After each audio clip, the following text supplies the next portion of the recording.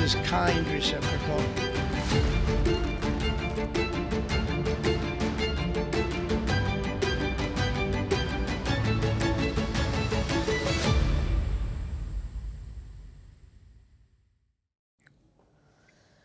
So India won't give in to Trump's pressure.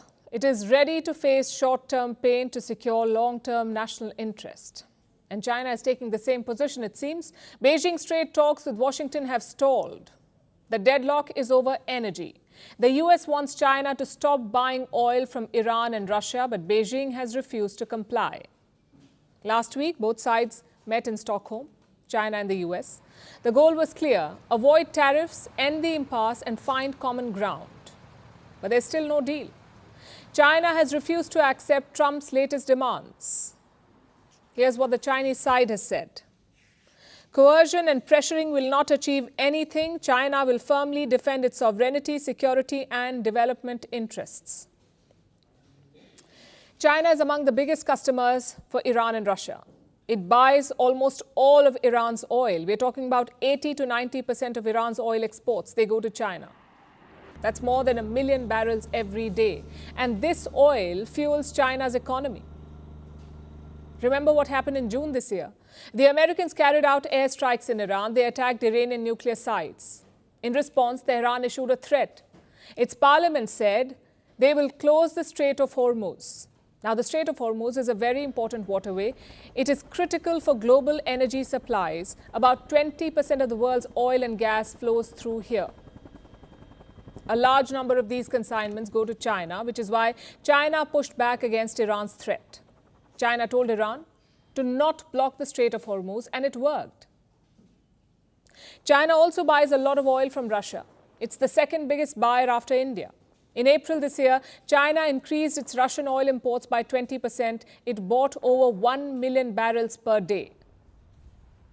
Long story short, these are important relationships for China. Oil supplies from Iran and Russia power China's economy, and it is not going to abandon them because of Donald Trump.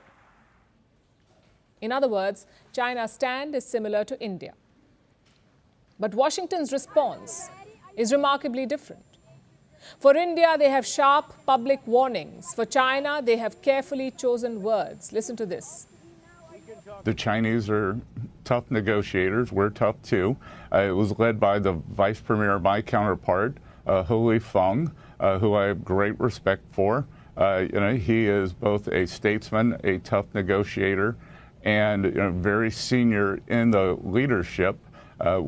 We pushed back on them quite a bit and made our positions known.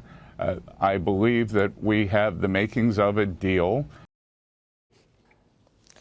Trump officials say they are close to a deal, but Beijing has not confirmed that. The meeting in Stockholm was supposed to lead to a breakthrough. This was the third round of talks since April. A few months back, both sides had slapped tariffs on each other. Tariffs that exceeded 100%. Then in May, there was a breakthrough. American and Chinese officials met in Geneva. They agreed to a 90-day pause. And tariffs were lowered temporarily.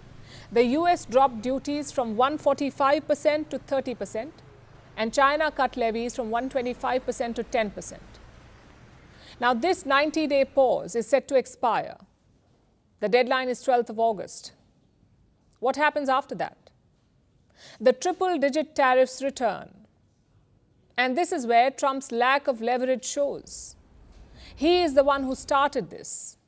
But when China hit back with tariffs and export curbs, Trump rolled back. He slashed the tariffs, he put export controls on hold, he even allowed critical technology to be shared.